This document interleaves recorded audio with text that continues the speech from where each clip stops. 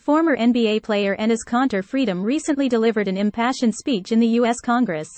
He used his own experiences to prove a point. You don't have to be an NBA player, just resist "Made in China" to bring about change.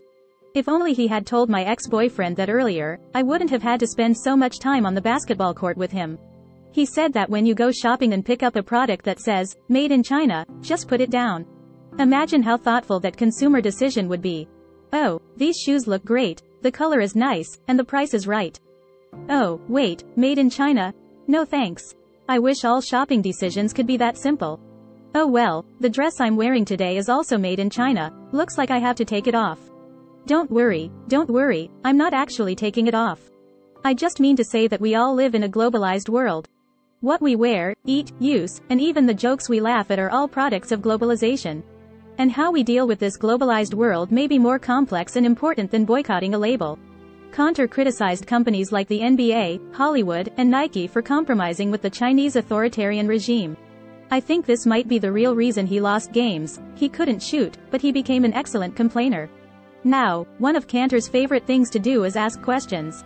He keeps asking, how can the world's largest dictatorship, China, control 100% of American companies and fire an American citizen?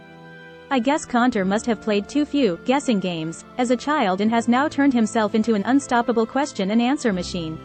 However, we cannot completely dismiss his views. We do need to address human rights issues, but perhaps throwing away all "made in China" products is not the solution that truly solves the problem. What I mean is, if we really want to help the oppressed, maybe we need to delve deeper into the issue, pay more comprehensive attention to it, rather than simply boycotting a label. What the oppressed people may need is not just us not buying products they produce, but our understanding of their situation, our concern for their rights, and our joint efforts for change. Overall, Kanter may have missed the opportunity to become a great basketball player, but he has certainly found a new talent on the speaking circuit. Honestly, his speeches might be even more exciting than his performances on the court. We look forward to his next appearance at a hearing, where he might deliver a stand-up comedy routine. Let's anticipate his next performance and see how he brings about more change through his words of complaint and criticism. Of course, I still hope he finds his basketball game again because, for a basketball player, the best speech will always be spoken through the game. Goodbye, Kanter, we'll be waiting for you on the court. Recently, Shanghai in China is upgrading their Suishen Code to become the city code. This city code sounds quite fancy, like a superhero's password or something, doesn't it? First, let's talk about this Suishen Code. During the pandemic, it was like the little green hat in our lives, constantly informing us about our health status. It recorded our whereabouts and health conditions. If you were assigned a red or yellow code, you had to stay at home, like a child being punished. I have to say, it would be nice if this health code had an option to display our level of poverty as well, because sometimes, it's not the virus but our wallets that limit our movements. And now, Shanghai says the Suishen Code is not enough. Even though we have the virus under control as if it disappeared from everyone's wallets, Shanghai says they want to upgrade it to the city code. It's like upgrading your regular ticket to a VIP pass. Sounds pretty impressive, doesn't it? The city code will be used for offline government services, medical treatment, transportation, sports, tourism, and other scenarios. In other words, you can use it to move around various places. Just don't forget that it will also track your movements. So, if your wife or husband asks you where you were last night, you better be careful because you can't say you were working late at the office since your city code might have already betrayed you by revealing that you were actually singing at a KTV. Another thing is that this Suishen Code will also be used for enterprise safety production and supervision. It means that this code can not only monitor you but also keep an eye for your boss. Does this mean that we can have a city code to evaluate our performance in the workplace? If your boss looks at your work records in the city code and finds out that you've been playing whack-a-mole in the office all day, you might need to be careful. This city code has made many people worried. They call it an electronic shackle. It's like someone constantly watching where you go and what you do. I guess dating apps might update their features now, asking you, what kind of partner are you looking for? And you reply, I want someone with a green city code and has been to a nightclub less than 3 times. Of course, there are also concerns about the security of personal information. After all, last year, hackers claimed to have stolen personal data of 48.5 million users of the Suishen Code, and were selling it on hacker forums. I guess that might be the world's largest encyclopedia of personal lives for sale. The hackers might say, come and see this is Mr. Lee's information. He found 5 yuan at a subway station in February last year but didn't report it. Do you think we should assign a yellow code to his city code? I just want to say that if hackers really stole my information, I hope they can help me clean up my embarrassing search history. You know, those searches like, how to become more beautiful, or, how to become rich overnight. Overall, in this world of information explosion, we not only need to know how to use new technology but also understand how to protect ourselves. Remember, your data is your identity. Protect it well, and you are protecting yourself. Bulgari, the Italian jewelry brand, recently caused a stir in China. Yes, you heard it right, that brand whose prices are higher than my salary. Bulgari, what have you done? You might be thinking, did they launch another new collection that makes people feel like they can't afford it? Haha, no, this time they listed China and Taiwan side by side on their official website. Wow, Bulgari must feel like they accidentally stepped on a landmine. Then Bulgari apologized on Weibo, saying it was a management oversight, and promised to immediately correct it. So you would think that in this situation, they should immediately change Taiwan to Taiwan, China, right? But no, Bulgari changed China to mainland China, and Taiwan to Taiwan region.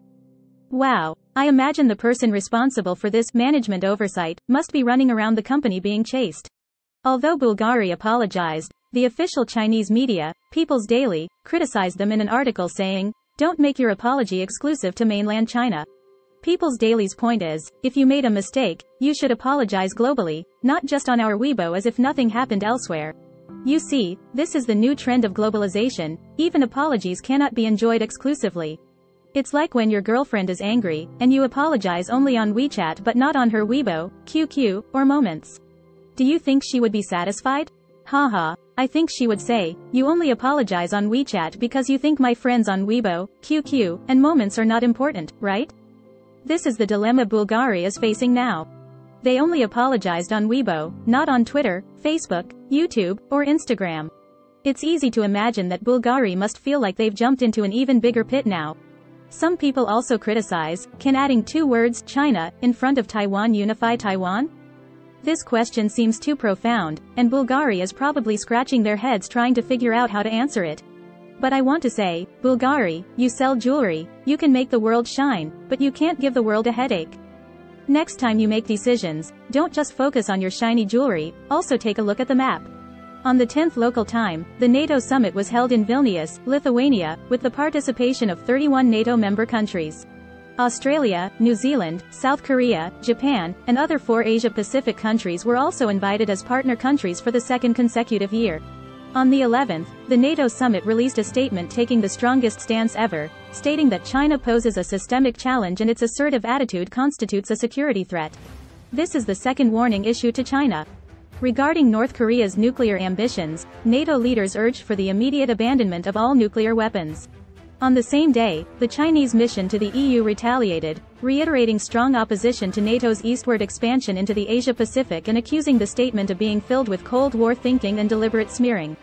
Japanese experts on Sino-Japanese relations have stated that the invitation of the Japanese Prime Minister to the NATO summit once again is a response to the threats posed by China in Asia, indicating a significant upgrade in security cooperation between Japan and NATO. Taiwanese strategic scholars believe that Japan will ensure that its subsequent national security policies align with NATO's post-Russia-Ukraine war security policies. U.S. climate envoy John Kerry will visit China next week, making him the 3rd senior U.S. official to visit China recently, following Treasury Secretary Janet Yellen and Secretary of State Antony Blinken. As agreed by both sides, Kerry will visit China from July 16 to 19 to hold in-depth discussions on cooperation in addressing climate change. President Biden announced the extension of the state of emergency regarding Hong Kong. On the 11th, the White House issued a notice that President Biden has extended the state of emergency related to Hong Kong, which was set to expire on July 14, for 1 year. In July 2020, former President Trump signed the Hong Kong Autonomy Act, recognizing China's violation of Hong Kong's autonomy and declaring a national emergency, suspending or revoking the special and preferential treatment granted to Hong Kong under U.S. law. The Biden administration has announced the extension of this state of emergency in 2021 and 2022. The new president of Paraguay visits Taiwan. President-elect Benitez of Paraguay and his delegation arrived in Taiwan on the 11th for a visit. In addition to Benitez's wife and daughter, the delegation also includes the incoming Foreign Minister Ramirez, Incoming Secretary General of the Presidential Office Jimenez, incoming Finance Minister Fernandez, and incoming Minister of Industry and Commerce Simeones. Upon arrival at Taoyuan Airport, Benitez delivered a speech, mentioning that he had visited Taiwan during his student days and expressed his hope that this visit would further strengthen the relationship between Paraguay and Taiwan. On the 11th, the Congressional Executive Commission on China held a hearing to examine the role of multinational corporations in the Chinese government's human rights abuses. Xi Minglei, the wife of Cheng Yuan, a detained public interest advocate in the Changsha Funeng case, testified about the use of forced labor by political prisoners from Hunan's Qishan prison in Milwaukee. The chairman of the commission said that the collusion between American companies and the Chinese Communist Party is disheartening. Taiwan's military once again reported on the 12th that 32 Chinese military aircraft crossed the median line of the Taiwan Strait and its extension, including the BZK-005 drone, J-16 fighter jets, and H-6 bombers. As tensions rise between the two sides of the Taiwan Strait and U.S.-China relations, China's military actions toward Taiwan continue to attract attention. 3 months after establishing diplomatic relations, Honduras seeks financing from China. After severing ties with Taiwan on March 26 this year, Honduras turned to establish diplomatic relations with China.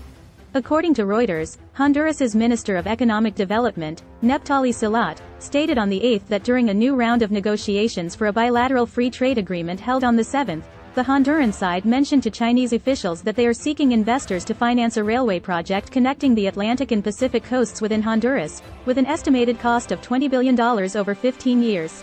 Tencent refuses to attend Australia's Senate hearing on foreign interference and is criticized for disregarding the law.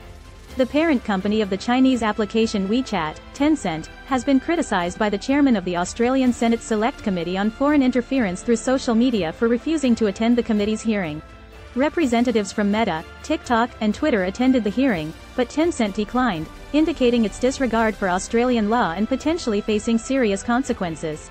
TikTok's Director of Public Policy in Australia, Elizabeth Woods-Joyce, stated during questioning that she knew the company had offices in China but was unsure of its formal headquarters. Senator Patterson expressed disappointment with her response, stating that her unwillingness to confirm the basic fact of who her actual employer is does not set a good precedent for honest answers and appears to be evasive. On July 10, the Cyberspace Administration of China issued 13 regulations, requiring social media platforms and website platforms to strengthen management of self-media. The new rules warn against the aggregation of negative information, recycling old news, exploiting social hot topics, and exploiting disasters. Internet users lament that while self-media has provided people with a certain space for online public opinion, it has become a key target for suppression by the authorities, and even official media needs to be regulated.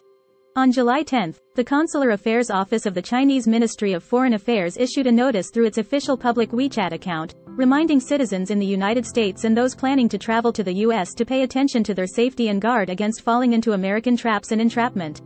The stern wording of the notice has sparked discussions among Chinese netizens, trending on platforms like Jihu.